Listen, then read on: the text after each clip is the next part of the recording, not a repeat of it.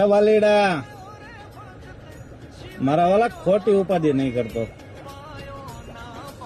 જે દી ઉપર વાળા આપણને કન્ફર્મ ટિકિટ આપી દીધી ને એમાં એને રિટર્ન ટિકિટ આપી છે વાલા.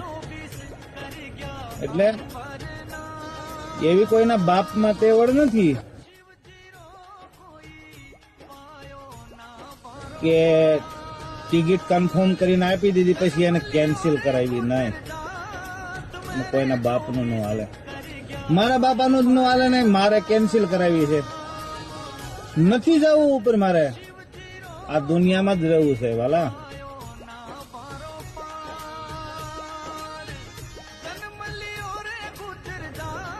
એટલે મારો કહેવાનો મતલબ એ છે કે જે હવને એક આનંદ મોજથી એક સફર મળ્યું છે ને, મોજથી જીવો એને.